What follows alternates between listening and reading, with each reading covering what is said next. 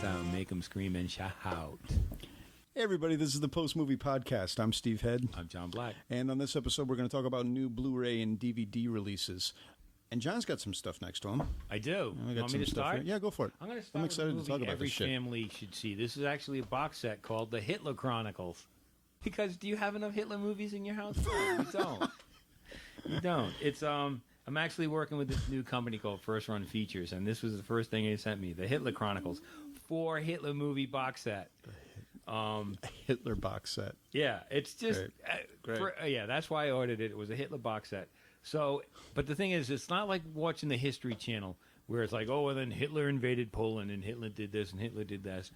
There are 4 documentaries that take a different kind of approach to documentaries, so it's not narratives. Oh, no, it's these are all documentaries. All about Hitler box set.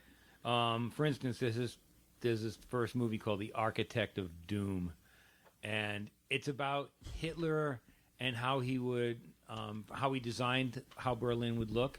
He did all the sketches for the architecture of the new city, but also how he would, he held these art exhibitions through 1935, 36, 37. Uh-huh. And first he gathered up all this art that he thought was disgusting, and then he held an exhibit of all this disgusting art. So it'd be like Picasso's and Renoir's and, you know, things that he didn't think fit the German ideal. And then he destroyed all the art, and then every year it would be, oh, look, here's more muscular men holding each other's hands because they're statues of what real Germans are. Hitler put on a show, a gallery. If he was a programmer, I wonder what he would program. He programmed these shows. It was just hilarious. So, again, it's a different angle. Dear Uncle Adolf. It's a look into the personal letters that people sent to Adolf Hitler when he was in power. What? No, the producers on there. Springtime for no. These are all pretty serious. They're again. I'm a big fan of World War II stuff, films, documentaries, anything like that, books, and so having the Hitler Chronicles. I just love that. Here, look at the Hitler Chronicles. And thank you for First Run Features for sending me that. Anything about his girlfriend on there? No. Ava no, Braun? not that I remember, no. Ava? Yeah. It's Braun. No, I saw another documentary about him that was all about her. Strange. Did you ever see the movie Downfall? It's a German movie. I saw some of it. I haven't seen the whole thing. Film. Amazing movie. So anyway, again, it's probably not for everybody, but the Hitler Chronicles. It's a great way to start the show. It's probably not for everybody. Probably, maybe the kids won't like this. Just taking a guess. Yeah. I think I'm just going to surmise that it may not be for everyone. Yeah. But give it a shot, right? Oh, man. So, you know what I watched the other night? Follow that up, sucker. What? Gas Pump Girls. I thought this was a mid-'70s. It was 1979, 1980. Yeah. But it seemed like something from the early 70s. The early 70s softcore What a piece porn. of... God, I don't even... Yeah, I guess it's softcore porn. But tries. it's also a musical. Yeah. Yeah. It's more of a all of a musical sudden than she Rock of starts Ages is. breaking out in song and while sitting on the stoop in front of the gas station about how she wants all her friends to come back together. Is hilarious because you can almost hear the guy off camera go 1, 2, 3, start singing. There's no lead up to it. She's just sitting there and then belts out a song. But did you enjoy it? I did. See? Yes, it's just a story about a gas station across the street from a corporate gas station, and it's not a mom and pop place. It's just a pop place. Yeah. This old guy Hunts who Hall. used to be what? Hunts Hall, one of the Bowery boys. I was going to say. Yeah. I did not know that until I looked into the film a little. That Great he was Hunts a Bowery boy. Mm-hmm. So he's kicking back at his desk, smoking a cigar, lamenting about how his station's going under, and what happens to him? I forget. He has a heart attack. Yeah, he has a heart attack. And the girls who have just graduated from high school, which, as it was depicted on the screen, included a revealing graduation ceremony. So fucking stupid. I know, but it was funny. Oh, God. This is one of those, this movie is just designed to show as many boobs as I didn't know that they still had greasers in the late 70s. Or 80s. The guys that could just like wear a pair of jeans and a leather jacket and take on this voice, and all of a sudden they are the motorcycle cool, the bad boys. Yeah. Mm-hmm. But, except for the topless moments, it's a fairly innocent film. Right. And but there are lots of topless moments. What you expect in a movie called... You're not renting gas pump girls to see if you're going to find the next Meryl Streep. Not going to happen. Kristen Baker, Linda Lawrence, Sandy Johnson, Ricky Martin. Not the Ricky Martin. Ricky Marin. R-I-K-K-I. Marin. Yeah. Not the Ricky Martin. None of these women went on to... They probably went into, hardcore porn. So one of the girls is the granddaughter of the guy who runs the place. Mm-hmm. And so he has a heart attack. And so she is forced to save the gas station. And they figured they're going to do it with a little DIY TNA. Mm-hmm. And combat the evil corporate dude across the street. And that's pretty much it. I mean, that's the piece of tissue paper this whole film is based on. It's amazing that like you can just bring your friends together and then all of a sudden they're mechanics, not certified mechanics. So I don't know if you'd actually want to get your car repaired at this place. Who cares? You can stare at a cute girl whose T-shirt is halfway up her boobs. and this is also a movie that features a scene where you put the car up on the rack and there's a girl in the back seat who's going to service the serviceman in the front seat while the service is going on. This was the kind of movie that would be like at the drive-in, third movie of the night. Be like, oh, there's the feature, and then we've got Attack of the Bee Girls and Pump House Girls. And, okay, you're going to stay because they're naked.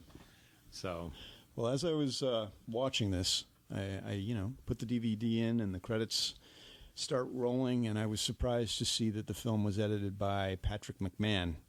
And, of course, you don't know who Patrick McMahon is, but I worked on the film Little Monsters, and he was the editor on Little Monsters. See? And this is, to me, like, what the this is how you get this is, I guess, how you get your start in the business. Right. Is by editing a... Well, it's classic.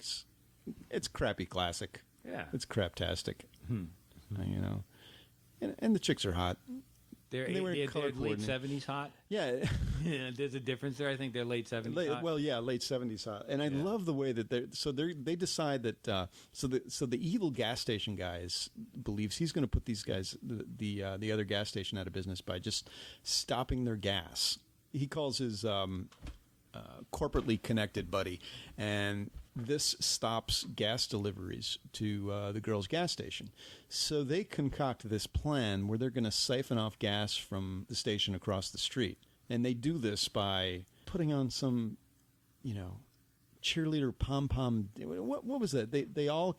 All the girls got in a car, and they decided to have a little beach party around the car. And this throwing the beach ball back and forth would be enough of a diversion for the gas station attendants across the street to not realize that their gas was being siphoned off. Right. So all you need is hot chicks and a beach ball. Exactly. And then attention will never be, returned to the gas pump. Let's put it this way, Steve. I couldn't remember the plot you were looking for because all I was thinking about was them playing the baseball. So it works.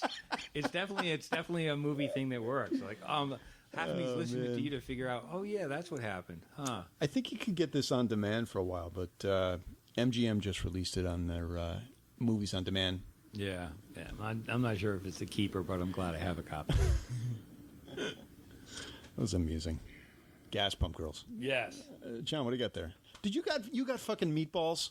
Meatballs. Oh, fuck, man. I really wanted to get a screener copy of that. Meatballs on Blu-ray. I got an email saying they didn't have an extra screener copy, so that fucking sucks. That's a shame. I fucking love that movie. It has not aged well. Yeah. But it's kind of fun. 1979? Yeah. So I actually remember going on a date to this movie. And my uncle took just me thinking to it. Bill Murray was the coolest fucking guy on the planet. Wasn't he? Oh, my God, yeah. As Trip, right? Yeah, Jack Tripper. Jack Tripper.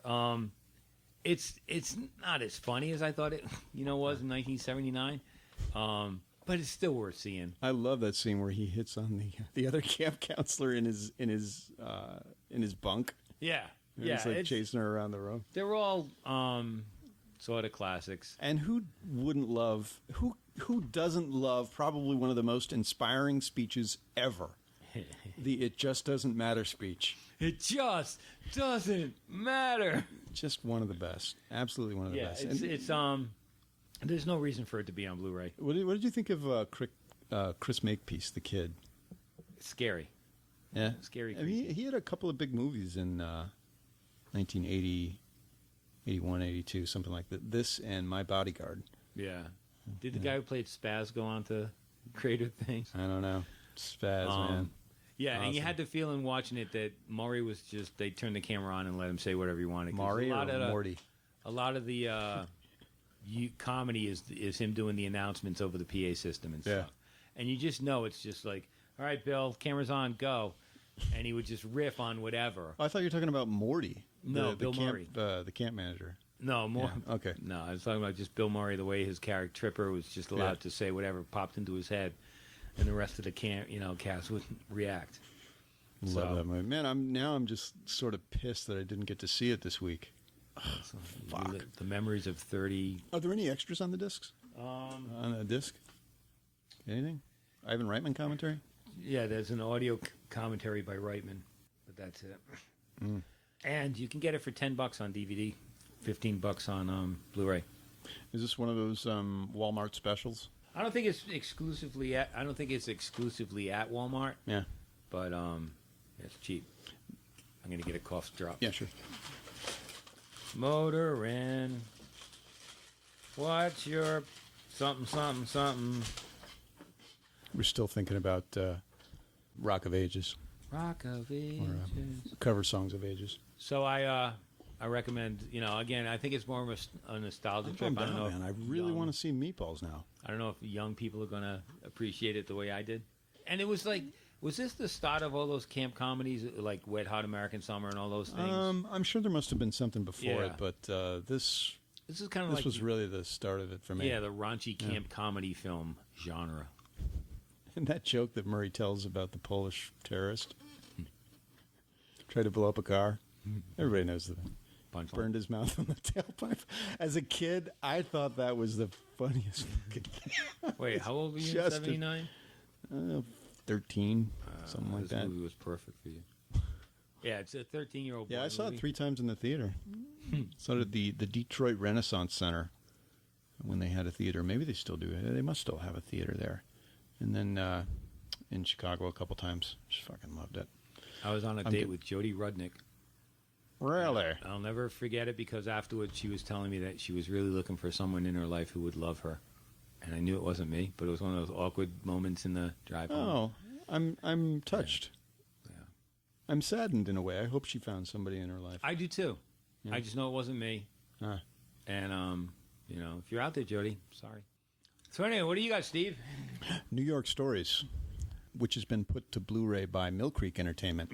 And naturally, because, the other things that Mill Creek puts on Blu-ray are just like throwing films on Blu-ray. Right, There's no real magic to it. It's just put the film somehow in some digital format and put it up on the screen, and it's there. Right.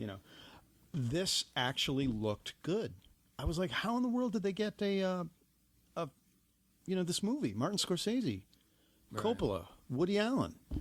And, anyway, so Mill Creek has it, and I watched it, and I was amazed that the image is stable, the colors are vibrant, it looks good. I mean, it's just the movie. Right. It's the trailer, but it's just that. And I am reluctantly saying I'm impressed with it. You're impressed by the quality of the... By the quality of the image. And the sound, yes. But what about the movies? I really enjoyed the Scorsese short with Nick Nolte. Profound. Yeah. I mean, it's an experience in terms of I think it's my favorite Nick Nolte performance. Mm-hmm. I love the combination of the art and the music, the way that Scorsese just lays it all out on screen. Very impressed with it. Less impressed with Coppola's middle film here. Zoe something. Life Without Zoe. Yeah. About a girl who's sort of what do you call that at the plaza? Spoiled little brat. Sort of a Madeline type character. Yeah. It's kind of a Madeline thing, and it's very sumptuous. I mean, the costume and design budget on that short must have been incredible. The costumes were designed by Sofia Coppola. Sophie? His daughter. Right. So she must have been, 12, 13 at the time? And you know what? It looks like the costumes were designed by her. But I think, obviously, she must have just done it. What did surprise me, though, I guess I had forgotten about this, but Chris Elliott is one of the bad guys who breaks into the hotel, which I found was kind of surprising. It's a very light, sort of trite thing from Coppola. And the Woody Allen piece? Loved it. Of the three, I like the Woody Allen one. I didn't like the first two. Scorsese. Why would you not like that first one? I thought it was kind of half-baked.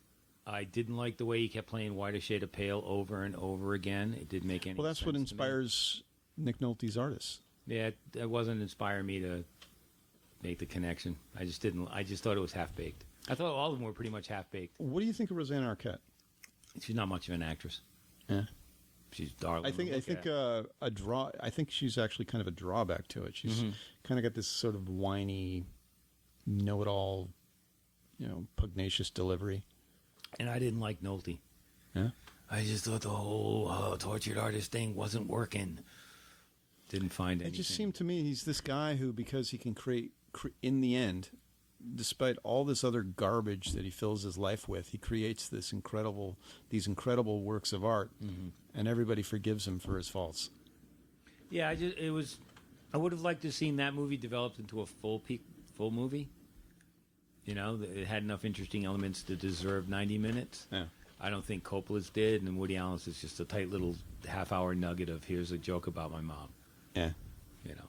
Well, I was really impressed with it. I don't know how Mill Creek gets a Touchstone Pictures flick. They also got Woody Allen's Scenes from a Wall, but that was a Mazursky film, I think. I don't think I've Woody Allen been directed inundated with Mill Creek stuff lately. Yeah. I got DOA, White Squall, Born Yesterday, Born Too Young, something. And then the other day, I started getting these 3 movie packs. Have you seen these things?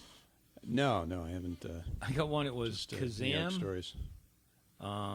Space Invaders, and Eddie Murphy's Holy Man. So I watched Kazam. It was a car wreck, and then Eddie Murphy's I'm halfway through, and Space Invaders I'm looking forward to. So yeah, Mill Creek, for some reason, suddenly, instead of putting out, here's 100 movies in a box, they're putting out semi-legit Blu-rays and 3 movie packages. John, I wanted to ask you: Did you watch that Funimation flick? What's the new one that they just Dragon Age? Dragon Age. I watched it. I think you really got to be into the game to be able to get Dragon Age. Now, I'm still impressed by the animation, but it seems like it's how would you describe gaming animation? It looks like a video game. A video game. Yeah, it just looks like a video game. And that was my main problem, because the story itself ain't that interesting. It's kind of like, okay, it's a basic video game, good guy, bad guy, story. And so if the images aren't compelling, I'm not having a lot of success following it. It's bloody as heck. And there are a couple of scenes. The dragon at the end is pretty cool, but the characters themselves aren't animated well enough to interest me. They have that kind of... do you remember when you were a kid, the paint by numbers you would get? Yeah. Those like white pieces of cardboard with all the blue letters, and then you would paint them, and, oh, look, it's Jesus. You'd paint those things. They have that kind of face. Like, it's not really...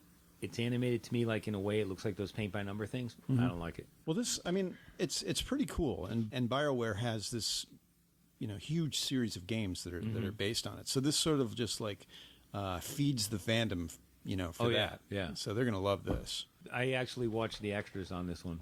Did you? It was mainly a commercial. I have not. Tell me. It was a commercial for a BioWare or whatever they are. Yeah. Telling you this is why this is the whole universe we built, and this is why she has short hair in the movie and and long hair in this. And why? They wanted to make it a younger time period for this hero. This girl, the lead character in Dragon Age, isn't a lead character in the video world. She's kind of a supplementary character. But hey, she's sexy. Yeah, we'll put her in a movie. So it was more like a tour of the facilities and how Funimation. And they teamed BioWare? BioWare. Yeah, BioWare. Yeah. How Funimation and BioWare teamed up to make sure that it would do what you said. It would please the gaming fans and hopefully draw in more people. Yeah. And they've sold gazillions of dollars worth of stuff. Yeah, I'm not super excited about it, but I'm going to watch it again. I do like the idea of the universe that they've created as opposed to the actual, the animation. Right. Which is right. kind of. Yeah. It's okay. Yeah. I don't think I'd do it again, but it's fun. What do you got? What have I got? You want to stick with animation? Yeah, cool. Have you ever seen So more Phineas and Ferb? Funimation? No, this is Disney. Have you ever seen Phineas and Ferb? No, I have not. It's a TV cartoon, and I told one of our fellow critics, that I watched Phineas and Ferb because it was a commercial for one of their movies. Phineas and Ferb. Phineas and Ferb, two brothers who are genius inventors, and their sister Candace is always trying to catch them. Yeah. Anyway, I told him I watched Phineas and Ferb, and he said, "Well, you either have kids or get high." And I was like, "No kids, don't do drugs. Maybe it's just funny." Right. So anyway, there's this thing out now called the Perry Files. Perry is their pet platypus, who is actually an international James Bond kind of spy. If you're familiar with the series, this is just a collection of random episodes repackaged with a funny cover. So it's not really anything new for fans. There's not a lot of extras. But if you're not familiar with the story, I think this gives you a good idea of how fun it can be. This is anime. This is animation. This is Disney. Oh, okay. It's a Disney afternoon show, but it's really smart and funny. Right. And it follows it's one of these things where if you watch enough episodes, you know it's going to follow a certain formula. Mm-hmm. There's always a musical number in it. I just think it's really, really funny and deserves a better audience. So I'm recommending the Perry Files. The Perry Files. This is something that's recent. I mean, it's not like... It's still on TV. Okay. But it's been on TV for a few years. They haven't really put out a collection of episodes yet, but worth checking out. Man, I want to catch up on these two titles really quick because, as I think I mentioned before, I fucked up the last recording of the video piece we did with Sean. I mean, it exists, but the audio quality sucks. So I don't know what I'm going to do with it. I don't know if I'm going to publish it or what. But in any event, I wanted to recommend to listeners that they check out the FP, which is a new flick from Drafthouse Films and the Trost Brothers. And really quickly, this takes place in a universe where Dance Dance Revolution is the way gangs do battle for territory. I mean, this is life in the future. Well, actually, it's also a future where b-boy is the language. So they do battle for turf over this game called Beat Beat Revelation. It's like a parody of 80s films, right. Terminator, Road Warrior, to some extent the Rocky films, although I wouldn't totally consider Rocky's films 80s films. But the whole Rocky, comeback and challenge. Is there a montage? Oh, yeah, the training montage in this movie, hysterical. This film is so unusual. It does what a cult film does. I mean, it's just that unusual that you either will hate it or you will love it. And if you will love it, you will hold it like a stand. You will stand up for this movie and say, fuck yeah. And, John, you have got to see how this movie... I am tempted to show you just at the ending of this movie you can be like, I've got my review copy. It doesn't come out till next week. Oh, you do? You got one? Oh, yeah. Cool. I've got an offer to interview the director, too. I'm not sure I want to take that step. Well, these Trost Brother guys, they've made a real low-budget film here, but they've got real talent. They know lenses. They know, really great color correction. The movie looks great. It's an impressive piece of work. Oh, I am looking forward to it. I mean, it's not like perfect or anything. I mean, it suffers from, the qualities of a low-budget film, but they do a lot with it. Yeah. And it's sort of a futuristic fantasy scenario that is based on absurdities. Right. And, cool. And soon you will understand why a nigga can't work his shit out if there ain't no ducks in the FP. Word. What else did you want to get? And I love what I love about the DVD is that it has reversible cover art.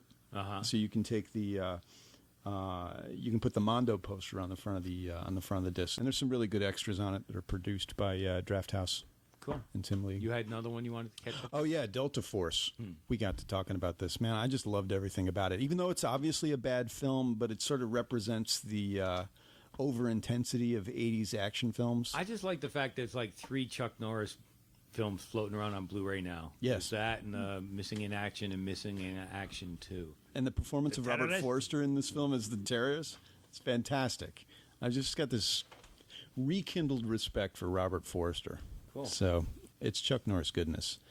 Another one? Oh, what do you got? This is called Le Cirque. A Table in Heaven. I was looking at the back of that thing. What is that? That's a documentary about making the boys in the band. Okay. This was a documentary. Le Cirque is a famous New York restaurant. And it's a story about how they changed locations and how they were trying to keep up with the times, and what it's like to be when the dad I find that stuff interesting. Sergio Marchioni was the owner, and he fed fucking royalty in New York. Not only literally royalty, but like Henry Kissinger came for lunch every day, and so there's a lot of archival footage. He started out as a busboy, maitre d', owned his own restaurant. But he's the maitre d' of all maitre d's, always walking through the restaurant, saying hi to people, making sure everything's okay. That's his part of the restaurant. He's got 3 boys. They decide they're going to close where they are in a hotel and open up another location. So how is that going to, what are their plans? You're fresh start. How are you going to make it? Won't spoil what happens. It's really fascinating. But the film is almost uncomfortable to watch as far as detail of family fighting. Really? Yeah. It's that uninhibited? Oh, yeah. I don't know how they got such access. It's not like they talk into the camera. They're just This is not like Queen of Versailles kind of thing. Like you're seeing the family at its worst. Yeah. And they allow you to see it. But it doesn't have those moments where they just talk to the camera a lot. It's like, how are they... this is a New York restaurant dynasty. So is it like really loud family fighting? Some of it, yeah. But again, the intimacy of how they get into the family is pretty impressive, and what happens is interesting. I don't know why it is, but I love documentaries about restaurants and history of restaurants and how they operate, and the politics and the egos. And there's something fascinating about it. I don't know what it is, but you can see why the Food Network does well. Even if they're even if it's just about a diner or something, which reminds me, I would still love to see that 24 Hours at the South Street Diner fight. Okay, yeah. It's just like documentaries about restaurants. Did you see El Bulli? No. Which was at the... Was it last year's Independent Film Festival? The year before? It was the year before. And then there's also again, Hero Dreams of Sushi. Exactly. That's just coming out on Blu-ray soon, too. El Bulli was the weirdest documentary because there's almost no narrative. It's just the camera following through the restaurant as they make this incredible last meal, like 30-course meal. I'm the same way. Documentaries about food and people who make it, and I love watching like Anthony Bourdain and they have all these, Food Network is running out of cooking shows. They're like MTV. They don't play cooking shows. They don't play music videos anymore. It's shows. Yeah. So, I recommend it. I don't know much about Le Cirque. How much would someone pay for a good dinner at Le Cirque? Are we talking like a couple $100? Hundreds? Yeah, hundreds. Wow. But, if you're Henry Kissinger having lunch, you don't give a fuck. You were a food critic for a while, weren't you? I'm not a real food critic. I do restaurant stories. Yeah. I was a cook forever. I've been a cook, so not a chef. When you were a critic, did you get to eat anywhere? Or, I'm sorry, not a critic, but somebody who does stories about restaurants. Did you get to eat anywhere comparable to Le Cirque? Just on a local level. Like they're reopening Olives. Todd English's flagship restaurant in Charlestown. I'm going to that next week. So you can cover this as press. Yeah, I was invited as press. I've been to a lot of things like, a new chef's menu, come taste it kind of thing. Huh. But not on a national level or, not like a Food Network level, just local chefs. Yeah. I went to Poe's Kitchen at the Rattlesnake on Boylston Street. Brian Poe he's not a friend, but I know. See, this is chef world. Yeah. I'm not familiar with this at all. Well, it's funny because he had this spicy food challenge he was putting out. Yeah. Some kind of spicy barbecued shrimp. And I called him up. I said, how spicy is this? He's like, you won't be able to eat it. I was like, that sounds like a challenge. All right. So I went down. And it was funny because he came out. He made this thing for me. He came out, sat at the bar next to me, and he's watching me eat this spicy shrimp. It was hot. But it was also debilitatingly so? No, not debilitatingly so, and it was really tasty too. And I like spicy food, so I finished it. I was sweating, you know. But I was like, that was really good. He's like, he was so disappointed. Like you've eaten a pepper. Yeah, he was so disappointed. Why? That I finished it. Oh. He kept saying, I got to go make it hotter. I was like, not today. Thanks. Wow. And then I went outside and cried. But I wonder if chefs can get are legally responsible for hurting someone if their food is too hot. You sign a waiver. Do you? Yeah, you have to. Did you? Yes, I did actually. And they serve you a lot of milk? Cool it down? I didn't have milk. I don't like milk, so. Anyway, that's Le Cirque. Man, I've got a new documentary. It's called Mary Pickford, The Muse of the Movies. It's from Studio Cinema Libre in Los Angeles. And this is, it's narrated by Mr. Logan's Run, Michael York. Okay.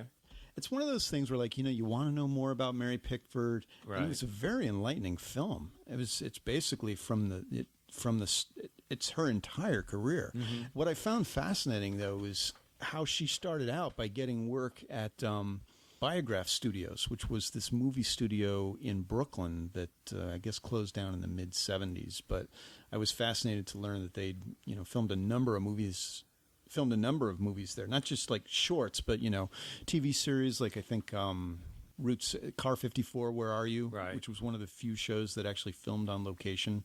Butterfield 8, you know, other movies like that. But this was like, I think this is where D.W. Griffith was working, you know, in the teens, like maybe up until, you know, the mid-teens or something like that. And this is where Mary Pickford got her start. And it's fascinating how she was able to establish her relationship with these film producers and, you know, how she basically, in a world of men, was able to not just, you know, be successful, but be monumentally successful. Right. She knew the power of her image and how to harness that.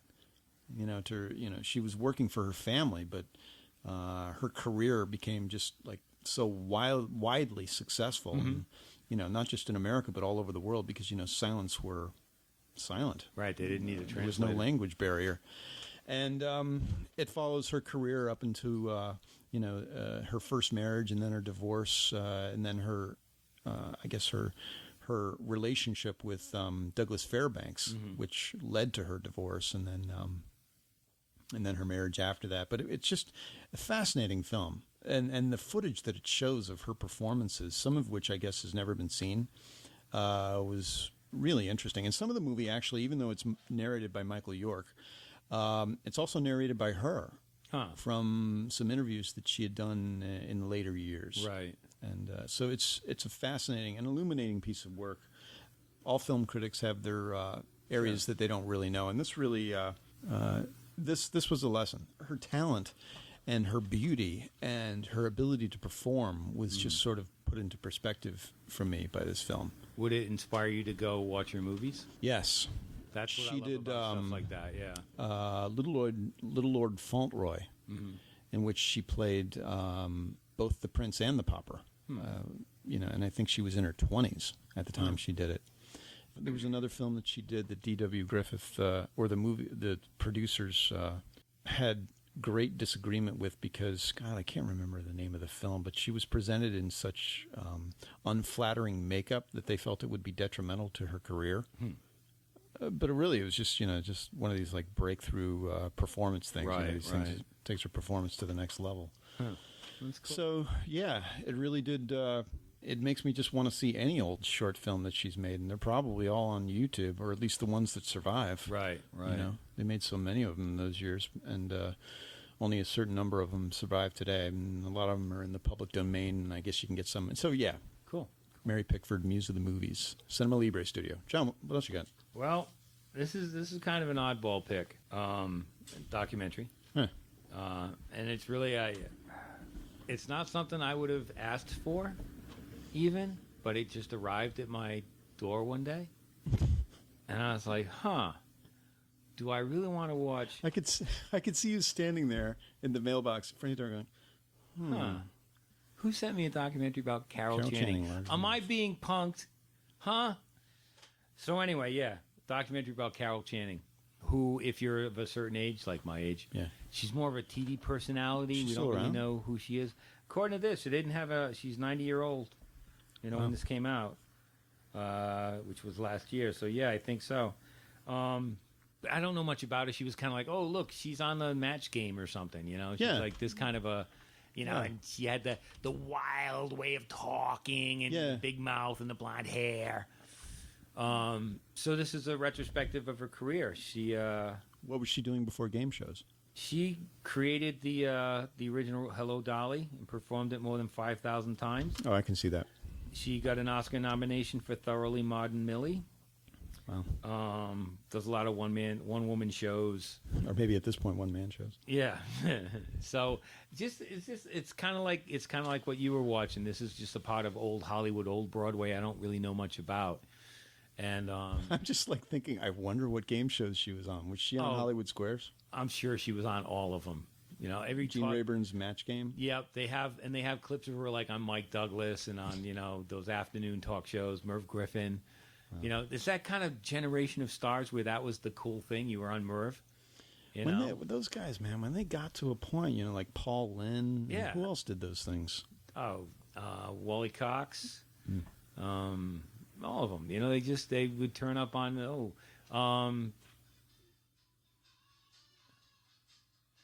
John, is that your phone? My phone. And here I made a mental note to tell John to turn his phone off before the podcast. That didn't happen. I didn't think I had enough power to ring. That is coming all the way from across the... That's from across the apartment. Sorry, everybody. Sorry. We're going to have to fade back in after a cataclysmic phone interruption. Who else was on game shows? That's a good way to pick up. Richard Dawson was on game shows. The Hollywood Squares was a bigger deal. Yeah. Hollywood Squares was a bigger deal because there were more recognizable faces there, I guess, than if you were on the Match Game. It was like the Match Game was always Brett Summers, Charles Nelson Riley, Charo. Charlie. Charo, man. That's awesome. I once interviewed Charo. Really? Yep. And I was telling this story to a friend of mine who is of Puerto Rican descent. Mm-hmm. And she is so offended by Charo. She thinks she's the worst stereotype of Latino women in the world and Gucci and all that stuff. And I interviewed her because she was coming around. She's an award-winning flamenco guitarist. Yeah. An internationally renowned flamenco She guitarist. was a performer. Yeah. She could sing, she could dance, and she'd shake her tits and go Gucci. But that, Gucci. and then she became famous because of her tits. Oh yeah. And I think it was also Johnny Carson kind of helped with that. Oh God, yeah. She was on all, and she talked really badly. She sounded like Sofia Gala. Yeah. So yeah. Anyway, the Carol Channing movie, which I'm sure no one will want to see but me, is out now. Just give it a shot for that old Hollywood feel. So. Wally Cox, Maury Amsterdam, Florence Henderson, Marty Allen, Waylon Flowers, and Madam. Barbara Eden. Sure. George Gobel. Remember George Gobel? Uh-huh. Vincent Price. Sandy Duncan, Carol Wayne. Carol Wayne. Jonathan Winters and Karen Valentine. Do you remember, you just said Barbara Feldon? This isn't a DVD. Barbara Eden. Okay. But let's talk about Barbara Feldon. Okay. And Paul Lynde. This isn't even a DVD that's like out now or whatever. Right. But I watched Get Smart again the other night. Like late night. Oh, yeah, Barbara Feldon. As, 86. Yeah. She was 99. All right, so the opening scene, Don Adams, Maxwell Smart, is in a funeral, and Control is trying to find him. And so he's walking down holding this, he's a pallbearer at a funeral. And you hear a ring, and it's his shoe phone. Yeah. And it was just this gag about, he was getting a call on his shoe phone, and then his wife called him, and he had shoe waiting, and it was his other shoe phone. It was just this awful series of gags about shoe phones and funerals that ended up with, like, the casket, rolling down a hill away from people. I would not recommend it to anyone, but I had so much fun watching this cheesy old Get Smart movie. Was there any of these people appear in the Carol Channing doc? No, I just get distracted. Okay. So, Charlie Weaver. Remember Charlie Weaver? God, yeah. Wow. Rosanna, Patricia Arquette's grandfather. Wow. He's an Arquette. He's related to Patricia Arquette. Rich Little. Oh man, there's a name. He's young, man. He's still fucking around. He's still around. He imitates Carol Channing in the documentary. This is pretty funny because she's there and she's like, "No, man." I think didn't he just reach a limit with all of his impressions? Oh, isn't there like a point where you just can't keep up? He does not do anyone who's still alive. I'll bet he's the kind of guy that plays Vegas and does Nixon voices. Does he still? I bet he still plays Vegas. Oh, I'm sure he does. You know, like there are acts in Vegas that are just you wonder how they get out into the stage. But they do. I'm looking on Wikipedia right now. He's only like Rich Little. He's actually young compared to was he in his 80s? Don Rickles. Uh-huh. Don Rickles will be like what, 85? Something like that, yeah. Rich Little, early 70s. Really? Yeah. That's kind of shocking. 73. Huh. Okay, question. Who was center square in Hollywood Squares? Paul Lynde. Very good. And he wasn't gay. Despite what you thought. Why do I think of Soupy Sales when I think of Paul Lynde? Was Soupy Sales on here ever on any? That's something completely different. I don't think so. I think Soupy's career had imploded long before that. Yeah. Man, so I watched The Strange Love of Martha Ivers, which has just been released on Blu-ray by HD Cinema Classics. Mm-hmm.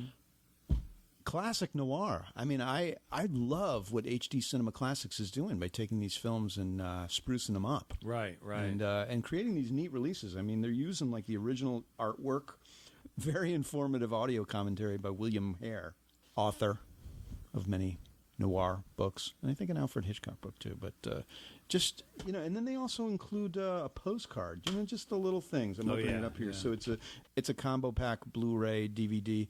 It stars Barbara Stanwyck and Van Helfen, and it is the first film role for Kirk Douglas. Kirk. I think it was 1946, 1947. He was a stud too. He started out I guess he was pretty young here, obviously, but. Well, it's funny. I got a box. He looks. The guy was born as a man. Yeah, he came out with that chin and that chest, like, sorry, Mom. When I just got not a box set, but like a 4-movie set of Kirk Douglas movies recently, and that was on it, and it was the worst transfer ever. This looks fantastic. I know. I haven't got a chance to sit down with that, but I can't wait. I hear it's a good movie. It is. I was just checking the notes on it. It says that the company worked with the Library of Congress to use their archive print. It even has a Library of Congress logo on it. Transferred from the 35 millimeter. That's all it says. Transferred from the 35 millimeter from the Library of Congress. Cool. So really quickly, the story is about a young girl who is, how would you describe it? Pugnacious, rebelling against the control of her mother. Huh. And during a moment of confrontation where this one woman, Mrs. Ivers, just controls the whole city. In fact, they live in Iverstown. There's an argument at the top of the stairs, and the young girl hits the woman on the head, and she goes tumbling down the stairs and is killed. Not intended, accidental, but the 14-year-old Kirk Douglas, standing to the girl's right, corroborates this story about how a man came in and murdered the woman on the stairs. And years later, we find out that this whole thing went to court. The man was tried and put to death for a murder he never committed, and they have to live with this. And when the girl was a young girl, she was running from this life, and they were jumping on a boxcar so they could catch the next circus train out of town. So she meets up with this young boy who's also kind of a punk trying to escape town, and she falls in love with him. Well, years later, the boy returns, and he is slowly sort of onto the fact that the reason this girl, Martha, was escaping is because she was running from the actual murder of her aunt. Right. And the Kirk Douglas character, who was the girl's friend as a kid, grows up to be the district attorney running for office in town. And he becomes an alcoholic because he just can't deal with this horrible secret. And she's strangely in love with the guy who helped her escape on the circus boxcar way back in 1928. So it's a great noir. Yeah. It's got all the noir elements. The part that I found kind of boring about it is just it's so today it's just so much talk. Right. So if you can put up with a lot of that, you'll dig this. But atmospherically, it's unmatched. Cool. Great noir. Noir. John, do you have anything else? No, not really. No? I've got Jeff, who lives at home, but it's not coming out for a couple weeks, so I thought I'd It still hasn't come out yet? No. I thought I already talked about it. I think we talked about it because we were talking about the Duplass thing. Yeah, because of safety not guaranteed. Right. I quickly wanted to mention a couple of Criterion releases. They've got 2 new Ingmar Bergman films out. I've seen those. Summer with Monica and Summer Interlude, which I have not watched yet, but I am very eager to do so. It's gonna be. We're not gonna be able to do a podcast next week, but at some point, I'm gonna watch these Ingmar Bergman films and get back to you. All right. So I think I talked a little bit about them last week to Sean, and I was saying that I swear the only reason people went to see these were because they thought there'd be nudity. And well, there is, but it's like a black and white bum shot of a girl running away. Summer with Monica, the cover photos. They were okay, smoking, but they just didn't. They just were there. They didn't have anything beyond like, I saw it. Well, I'll go to battle with you. Without even having seen them? Sure. Well, what I meant to say was, well, I'll go to battle with you on this next time. Next, I want you to, as the saying goes, gird your loins. We will be ready for this. Okay. All right. So I'm going to be doing a road trip. Cool. Going to Michigan and Illinois and then back to New York and Connecticut, and that's all happening over 12 days. So no recording next week. Unless I decide to go solo. What were our... You could. You could. What will our audience do? I don't know. They can explore the archives. Yes, you can do that. You can listen to all of our episodes online. I mean, we're good, right? Oh, yeah, we're good. We're at post-movie.net. And we're on Facebook. And we're on iTunes. And if you subscribe, we will be so grateful. I wish there was a way that we got it. Is there a way to get an email every time somebody subscribes? I don't know. So we know that awesomeness has just come our way? No, if they subscribe, they should send us an email saying, "Hey, I subscribed. I am awesome." I don't know. I don't know that an audience can be that active. At least I haven't experienced that. I think experience tell us no, they can't.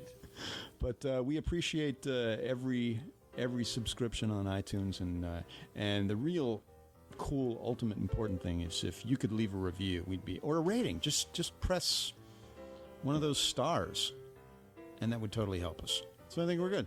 We are good. Until next time, I'm Steve Head. I'm John Black. So long, everybody.